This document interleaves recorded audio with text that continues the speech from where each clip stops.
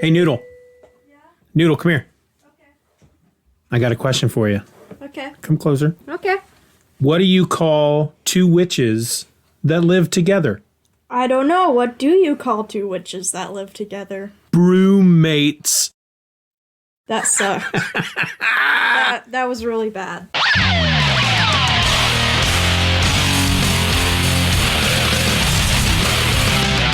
Hello and welcome to another episode of Just Another Fanboy. I'm your host and my name is Steven, and I have nothing clever to say. Usually I do this every time, and I'm sure you're sick of me saying it, but there used to be a time when I would say, hello and welcome to Just Another Fanboy, the only podcast that smells like cheese. You know, those kind of things. But every time I try to come up with something clever off the top of my head, it never works.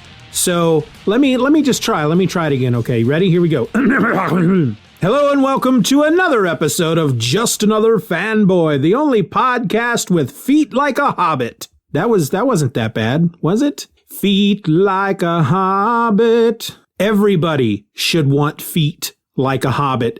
Just think of all the money you would save on shoes. Good Lord, shoes are expensive. If you didn't have to wear shoes because you had big leathery soles on your feet and big patches of fur on the tops of your feet, that would be amazing. Of course, you'd want to work hard at keeping your feet clean. You couldn't go to work and kick your feet up on the conference room table if you had, mud all over your feet. Of course, the same could be said if you were wearing shoes. Let me try another, okay? If none of these work out, maybe I'll stick them at the end, or maybe I'll leave them here at the beginning. Who knows? Here we go. Ready? Here we go. Hello and welcome to another episode of Just Another Fanboy, the podcast that has... Yeah, see, nothing. Anyway, I'm your host, Steven. How's it going, everybody? What's life got you working on right now? Pointless question because you can't answer, so why did I even ask it? So, hey, I've got another question for you, except it's not a question. I don't know why I said that. I have been doing a lot of episodes recently regarding the WandaVision television show over on the Disney Plus, and it occurred to me as I have been watching these shows and enjoying these episodes and having fun coming up with theories and trying to figure out where it's going next, it occurred to me that I have never in my life read the first appearance of Scarlet Witch, nor have I read the first appearance of the Vision. And I figured, hey, you got Marvel Unlimited. You really don't have an excuse for not reading these books because they are right there at your fingertips. And of course, you also do a series of episodes there on the old podcast called Firsts. So why are you not taking advantage of this award-winning show? There, I've called it. No awards have been given out yet, but I guarantee you the show is going to win some awards. Why not take advantage, man? Strike while the iron is hot and do a couple of Firsts episodes about Scarlet Witch and the Vision. So this is my first one, Scarlet Witch. Now, the Scarlet Witch first appeared in the pages of Uncanny X-Men number 4. Actually, I think it was just called The X-Men at that time.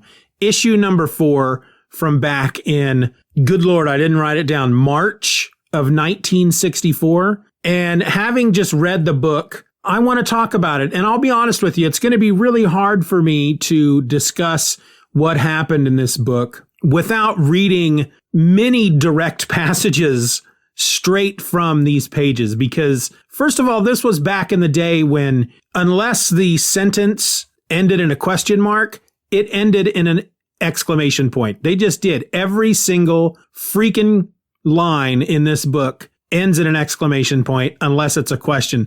And sometimes it ends in 2 question marks if it's a question, which I'm assuming means a very exuberant question. I mean, even the first page here is a splash page, and it says, X-Men, the most unusual teenagers of all time, exclamation point. And then the title of the issue, The Brotherhood of Evil Mutants, exclamation point. And then you get a little narration box that sets up what you're looking at here, which is very obviously the Beast running through some kind of course in the Danger Room. But as this was issue number 4, maybe folks weren't all that familiar with the Danger Room yet. I don't know how often they had used it in this series yet, before issue number 4. But what it tells you is you are gazing at a sight which few Homo sapiens have ever been privileged to witness. The awesome Danger Room, where Professor Xavier trains his Homo superior mutant students for the dangers which await them. Exclamation point. I'm telling you, every single line in this book, it's either a question mark or an exclamation point.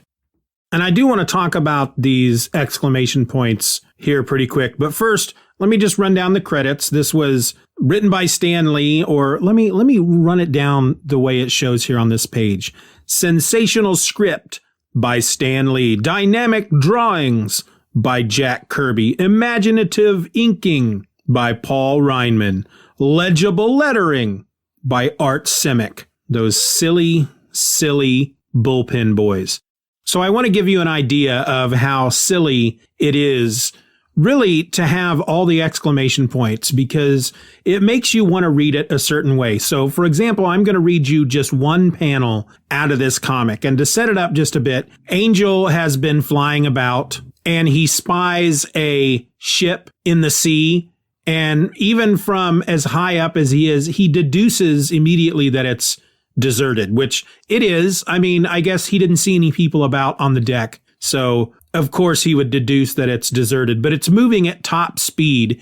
And he just kind of flies in to investigate it. He assumes it's being run by remote control by the Navy to use as a target ship. And he flies away so he doesn't get caught in any of the bombs that the Navy may drop atop it. So he a few hours later, he arrives back at the X Mansion and he is explaining his day or what he found out to Professor X. And he's also, as he's doing this, Professor X is getting ready to take his blood pressure for some reason. So it says minutes later, and Angel says, "And that's about it, sir, except for sighting the ship with no crew, a pretty uneventful flight." To which Professor X responds, "An unmanned ship propelled by remote control? Strange. I was unaware of any nautical artillery tests at the present time." And that's when Jean Grey, who's also there, she's standing there just holding a tray with the lab equipment. "Here is your lab equipment, sir." I mean, they're all just yelling at each other all the time. They're all so keyed up and just freaking excited. And I find it very, very funny. So let's talk about what happens in this book. So we start with the X-Men each going through their paces in the Danger Room. And this is back in the day before Beast had his mutation, his secondary mutation. So he's not the ever-loving blue furred thing. He's just a regular looking dude, except for he's got big feet. He's kind of shaped, kind of ape-like. Bobby, the Iceman, looks like a snowman. He doesn't look like he's covered in ice. It looks like he's covered in snow. And he's wearing boots, which I find very funny. Everything is covered in ice and snow except for his feet, which he's wearing boots. I don't know why I find that funny. So they're all doing their little things in the Danger Room, and they're all going in separately and passing their little tests and doing their little exercises. And when it comes to Jean's turn, her test is fairly simple. He is wanting to, and by he, I mean Professor X, he's wanting to test her telekinetic powers to see how accurate they are, see if she can move things delicately and small items and not just hurl big things around. And so there's a box on this table, and he tells her that he wants her to remove the lid and then reach inside with her telekinetic powers and pull out what is inside very delicately. And it happens to be a birthday cake, because today, he says, surprise!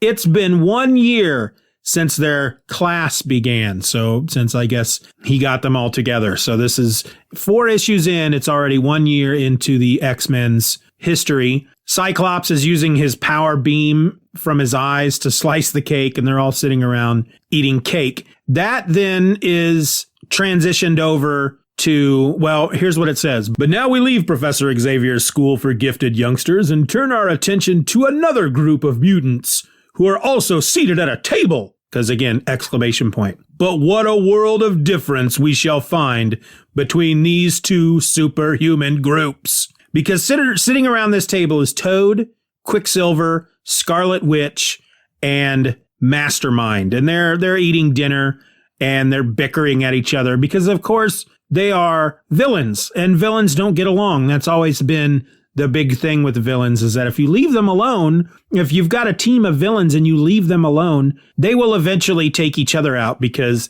evil consumes itself, basically. Well, they start bickering and they start fighting.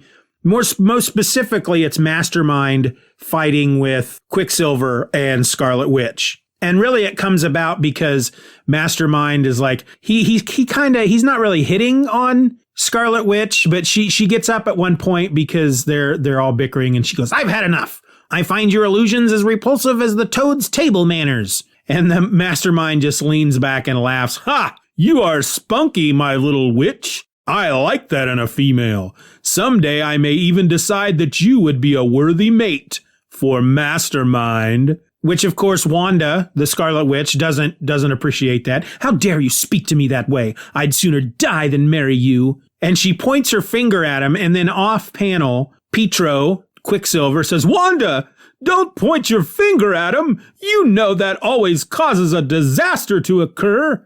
And, of course, a pitcher of water tips over and splashes in Mastermind's lap. So he's about ready to throw down with Wanda because, how dare she? How dare she, first of all, just dismiss his intentions of her becoming his mate and then splash him with water? Oh, heck no. And so he gets up to throw down, and that's when Quicksilver steps in.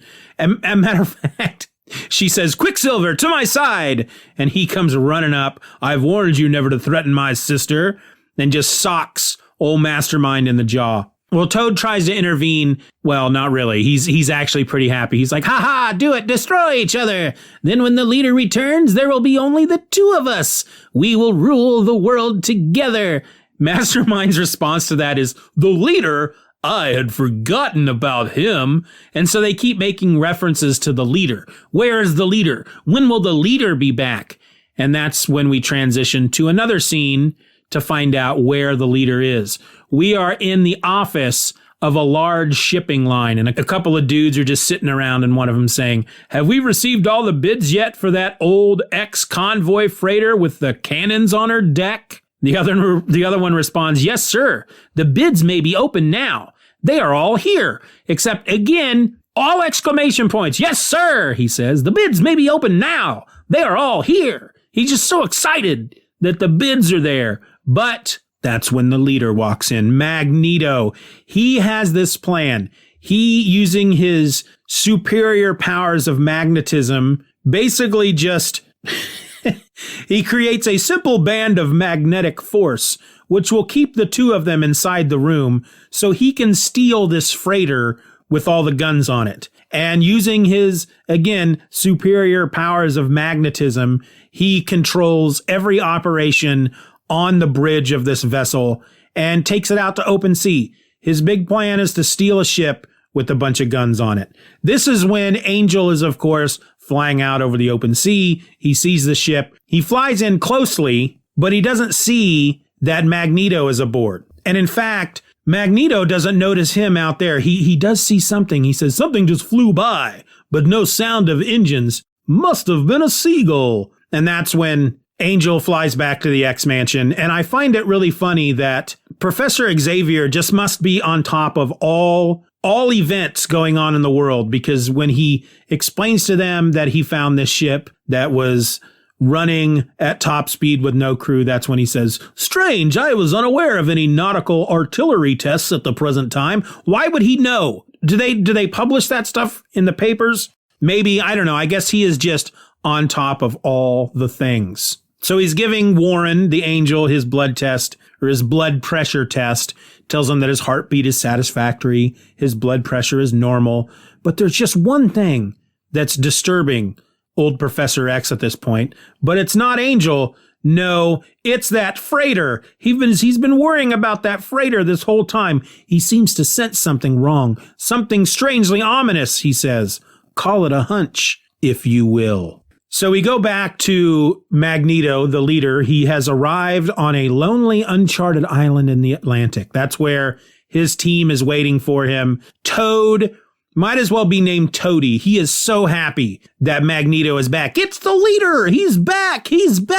And he has a destroyer. He is just so freaking excited. Magneto, ever the comforting boss, tells him to stop his sniveling. And he goes in and he wants to talk to Quicksilver and Scarlet Witch, because Toad basically, he narcs on everybody. Oh, they were fighting while you were gone. You should have been here, because Mastermind, he was gonna hurt Scarlet Witch. And that's when Magneto's like, oh, heck no, not my Scarlet Witch. You don't do that to her. And so he goes in to find out what's going on. He goes to talk to Scarlet Witch and Quicksilver. Quicksilver is angry. Right away, he's like, you don't scare us, Magneto. I'm taking my sister away from here. Magneto says, nope, you can't do that. You owe me. And then we get a little backstory to find out how he came to have Scarlet Witch and Pietro on his team and why it is they owe him. Basically, there's this little village in the heart of Europe who thought that she was a witch. And you just have this one panel where she is standing in front of a building, like the whole village is on fire. And these three villagers are pointing at her and they got pitchforks. And one of them says, we know you. You have the evil eye. And she says, no, please. And one of the other villagers says, she is a Scarlet Witch. Her power must be destroyed. So right away, just that guy just names her. She's a Scarlet Witch. What makes her a Scarlet Witch? Is it because she's wearing red? If she had been wearing green, if she had been wearing yellow, if she had been wearing some other color, would he have called her a different kind of witch? I don't know. You're assuming she's wearing red. This is colored in just all flats.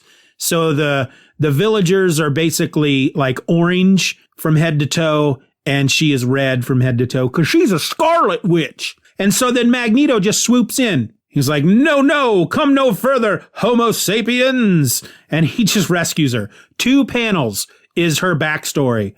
And Pietro's not even involved at all. Well, we go back to Professor X, who, if you remember, was feeling very concerned about that freighter, but apparently not all that concerned. He acted like he was. He felt like there was something just digging at his craw. He couldn't even administer a blood pressure test without thinking about it the whole time. But apparently it quickly fled from his mind, because when we get back to Professor X, it's days later and he's reading the newspaper and he's reading an article about how a mysterious naval craft, the headline is Tiny Republic of Santo Marco shelled by mystery naval craft. So that's their plan. He takes this ship full of weapons to a small, tiny republic in South America, Magneto does, and takes it over.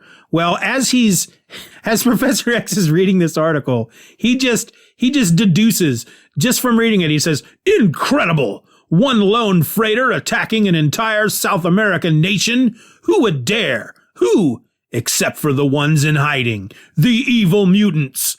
And right away, he sounds the red alert. He's just so sure that this is happening because of mutants that he sounds the red alert. You see Hank, the Beast, he's in his room and he's kicked back and he's reading a book while he's writing formulas on a chalkboard with his foot. Jean Grey, of course, is doing freaking yoga or some type of exercises. And then I'm assuming this is Bobby listening to the radio, and then Warren drinking the weirdest freaking milkshake I have ever seen. I don't know if this is a milkshake. I don't know what it is. It's in this giant freaking vase and it's sticking out. It's just this pink blob that's sticking out of the top of this vase looking thing that it's as big as this freaking head. The ice cream or whatever it is that's sticking out of the top of this freaking vase looking thing is as big as this kid's head. He's either Bobby or he's Warren. I don't know, but it's a really weird page. So they all get together. They rush in after changing into your uniforms to find Professor X in his chair, and he seems to be asleep. No, he's not asleep. He is in a trance. And he's saying out loud, well, Cyclops says to him, listen, you can hear him whispering. He's communicating with someone mentally. Well, he's whispering with exclamation points because he says, I knew you were trying to contact me, Magneto. That's me trying to whisper with exclamation points. I will never tell you where I am, but we can meet on a mental plane. Send me your thoughts and I will amplify them. So he meets Magneto. For some reason, Magneto's trying to reach out to him just to tell him, hey, you're never going to stop us from enslaving humanity. Take that. And kind of thumbs his nose at him. That's pretty much it. Professor X wakes up and he tells the team what's going on and decides that they have to take action. Well, we're back to the coast of Santo Marco. He hasn't officially taken over this tiny republic yet, but he has been shelling them. And when I say he, I mean Magneto, of course. He has been shelling them for I don't know how long. He's been firing into the hills behind the city, and he's standing on the deck of the ship, shaking his fist at Santa Marco, and Toad is just bouncing up and down. Like I said, his name should be Toady. He's like, nothing can stop you, Magneto. You were born to rule. And then Mastermind, using his powers of illusion, creates what looks like a goose-stepping Nazi army to just march into town, and they're holding banners with the big letter M on them, and the whole town just gives up. And eventually, we don't know how long it takes, but eventually he is able to replace the fake soldiers with real soldiers from the citizens of this town who have just decided, well, you've taken us over. I guess I'll be a soldier in your army and do evil things for you and look like a Nazi. That's literally what happens. In the meantime, Professor X and his students arrive in a nice car. They're driving into town, and two of these soldiers stop them at a checkpoint. They're like, halt in the name of Magneto, show your identification. And this soldier is looking at their identification and he's saying out loud, an American professor and some students on a goodwill visit from America. And then in his head, he's thinking, we have orders to admit such visitors. The leader feels they can be fooled into thinking that he is a kind and beloved ruler. And then out loud, he says, you may pass. So he just lets them in. And as soon as they arrive, we transition quickly to basically Magneto's throne room where he's punishing somebody who we assume has tried to start some kind of rebellion against Magneto. You dared try to arouse the people against me? Take him to the dungeon. And that's when he just realizes, it just dawns on him because Mastermind starts talking to him and he cuts him off. Silence! They're here, the X-Men. I can sense it. The mental emanations of their leader are so strong that I can feel them in my brain. And so back at their room, wherever they're staying, the X-Men and their civvies are all gathered around a table. And with pen and paper, Professor X tells them of his plan, what they're going to do. And their plan consists of each one of them will attack the palace in their own way. This is what he actually says. This is how Magneto will be attacked. You will each approach his headquarters in a different way. That's it. That's the plan. I'm going to let that sit there for a second. Beast is first.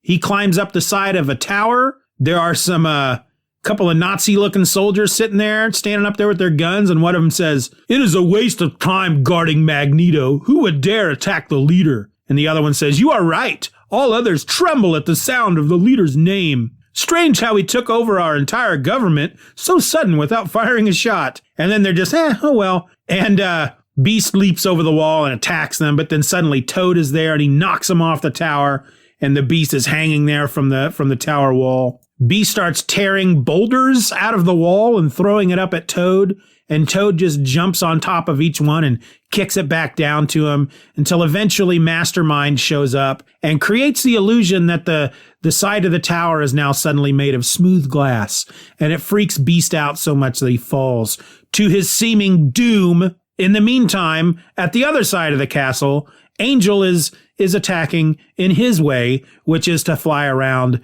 and let these soldiers shoot at him. At one point, he even says, boy, I'd sure like to be the one who sells them their bullets. I'd get rich overnight. And I thought he was already rich. Maybe he wasn't at this point. Maybe he wasn't at this point in the comic book, but he's rich. He's a rich dude. Well, he gets past the guards, but then Quicksilver shows up and they start fighting, and Quicksilver is just too fast for him. But Angel does the one thing that Quicksilver doesn't account for. He says, speed isn't the only thing that counts. And he goes flying down the hallway. Quicksilver is chasing him. And at the last moment, Angel flies out of the way and Quicksilver slams into a wall and knocks himself unconscious. But that's when Scarlet Witch shows up and she points at him and the frickin' wall behind him collapses on top of him and knocks Angel out, and they are able to tie him up. Magneto shows up. He's really pleased that they've got the Angel, but then suddenly Colossus from the other room shoots an energy beam through the wall. I hope you excuse the interruption, folks. This is Special Agent Van... Can we turn that siren off, please? I mean, it's a mite annoying, don't you think? Let's get that thing shut off. Can we do that? Can we get it shut off, please? Good. Again, please excuse the... Oh, good Lord. You know, there's a lot of static and hiss in this channel. Is that the best we can do? Really? We're one of the most powerful government agencies in the country, and you're telling me I have to put up with all this hiss and static in my signal? Well, it's embarrassing is what it is. Makes us sound like a bunch of darn amateurs. All right. We work with what we have. I don't like it, but I can accept it, because that's the kind of guy I am. Anyway, once again, folks, I do hope you pardon the interruption. I'm Special Agent Vance Turkleton from the fictional Organization for Podcasting Excellence, and we sure do hate busting in on shows like this, but I'm afraid that once again, the host here at Just Another Fanboy, Steven, well, he got one of his facts wrong. I mean, he's a repeat offender, and frankly, I'm surprised we ain't shut him down by now. But the people upstairs tell me that Steven gets a pass once again. And so, despite my strongly worded email in opposition of the ruling, I've been asked to break in again to set some facts straight. Now, just a moment ago, Steven said that Colossus shot an energy beam through the wall. Colossus shot an energy beam. First off, anybody with any passing comic book knowledge knows that Colossus doesn't have that ability. Not unless he's firing some sort of gun or something. But why would he do that? This man is super strong and coated in organic steel armor. He ain't got no need for guns. Second, Steven's talking about issue number 4 of the X-Men from March of 1964. Now, Colossus doesn't join the team until giant-size X-Men number 1 in May of 1975, which, by my account, is well over a decade later. No, I believe what happened here is that Steven meant to say that Cyclops fired that energy beam through the wall, and not Colossus. Because upon reviewing the issue in question, that's exactly what happened. Maybe one day Steven will slow down a bit and think about what he's saying before he says it.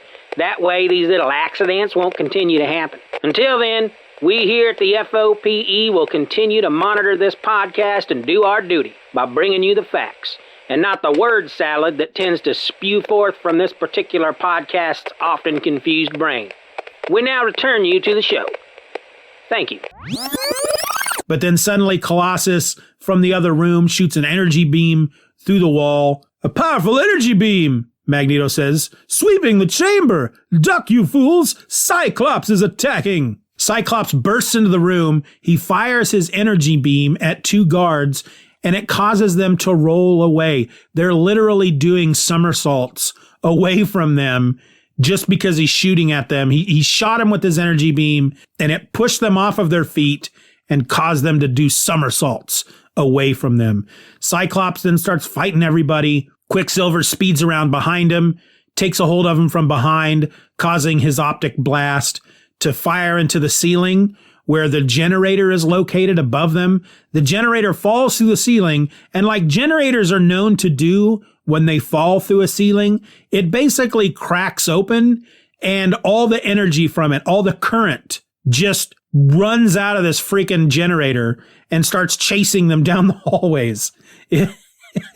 Before anyone can move, Cyclops' out of control high-intensity blast strikes the ultra-powerful electric generator, tearing it from its moorings, and 1 million volts of deadly current run wild through the castle, menacing all within.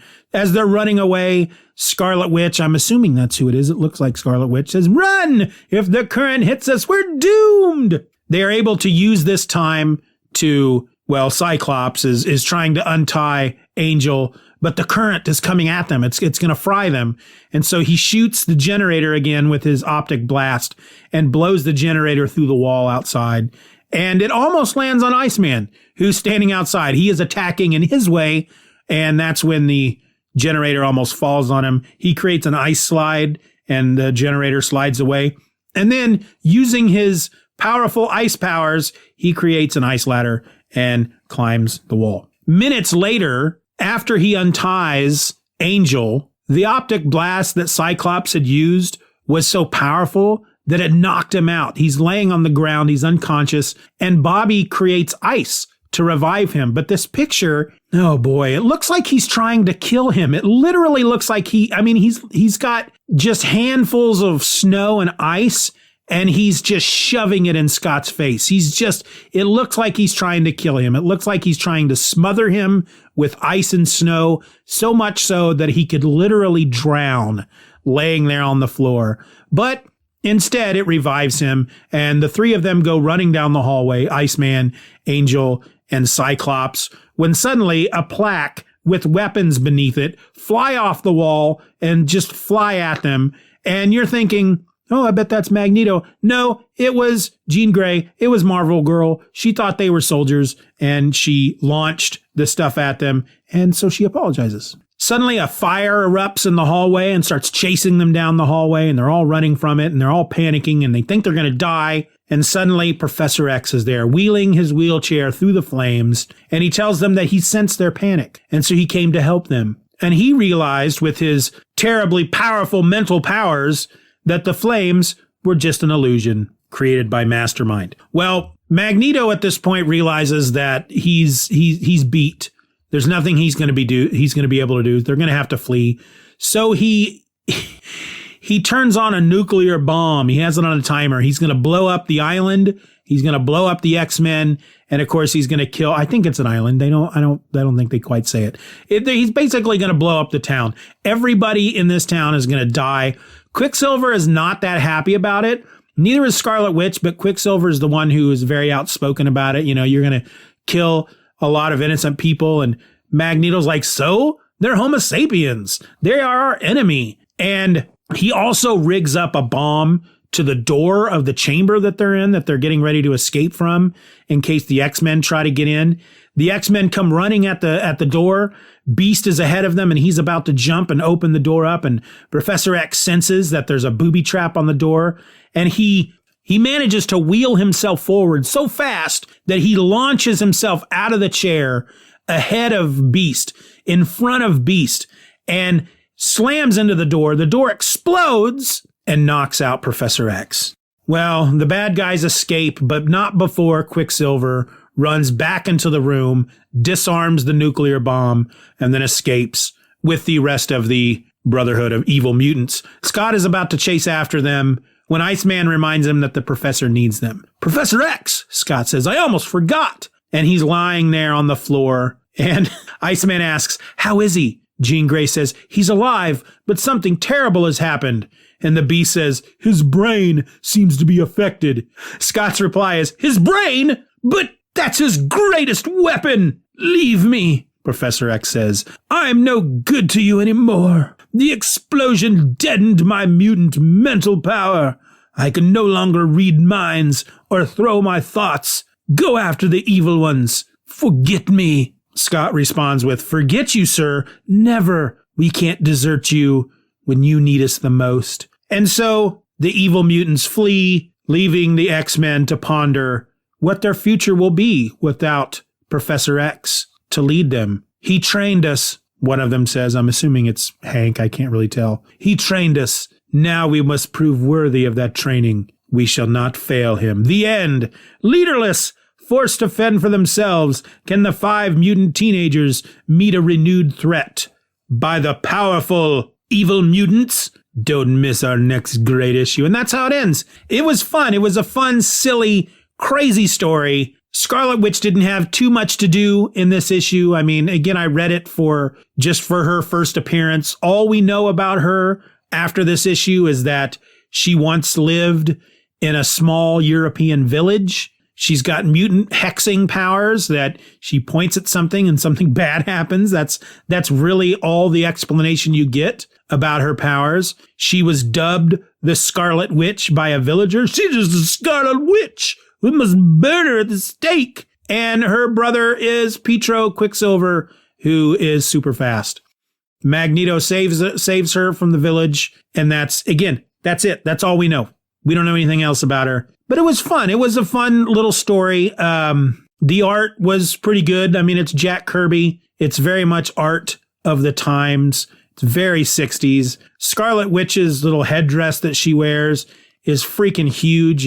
It's just this huge freaking headdress, and it's very 60s. Her hair is very 60s. There's nothing not 60s about this entire story. And the fact that Magneto, who will later become pretty much one of the most powerful mutants ever, the fact that his big plan is to steal an old freighter that has a bunch of guns on it and use it to take over a small town in South America in his first step to taking over the world. It just seemed he really didn't do anything. He didn't do anything as far as using his powers. He created a magnetic field so that two normal dudes couldn't get out of an office. He did use his powers to drive the ship all the way home, or sail the boat, however you want to say it. But he really didn't use his powers for much else. He was fairly ineffectual this entire issue, which I found kind of weird, because he is known nowadays. Heck, he's been known for the last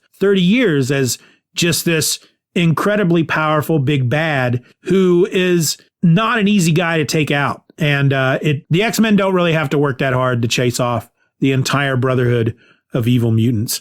I'm glad I read it. It's a piece of history, comic book history, that was missing from my brain. Who knows how long it'll stay up there? Probably not too long. But that's it. That's the show, folks. Hope you enjoyed it. Join me over at my Patreon, patreon.com/StephenR, or for as little as $1 a month, you can get my other podcast called My Other Podcast. And that's a show where I talk about books and such that I don't have time to talk about here on Just Another Fanboy. You get exclusive stuff over there, people. I play some of those episodes every once in a while over here on Just Another Fanboy, but not as many. I mean, I'm getting close to 200 episodes over there, just like I'm getting close to 200 episodes here. Pretty amazing stuff. You can also buy me a coffee over at coffee, ko-fi.com. All those links will be in the show notes. If you want to support me, but you don't want to make a monthly payment, yeah, head on over and buy me a coffee, or buy me 2 coffees, or buy me 1,000 coffees, however many coffees you want to buy me. That's a one-time thing, just to throw a little support my way. You can also just go out and tell everybody about the show. Tell your mom, tell your mom's mom, tell the guy working the counter at the local Quick Shop or Quick Stop or whatever your local convenience store is named. Tell whoever it is that grooms your dog, if you have a dog. Tell your dog. Tell your dog to tell all your dog friends. If you're more of a cat person, probably don't want to tell the cat. Cats don't really care. They got their own thing going on. But just spread the word, Thunderbird. Until then, my name is Steven, and I'm just another fanboy. Be nice to each other. Wear a mask. Stay safe.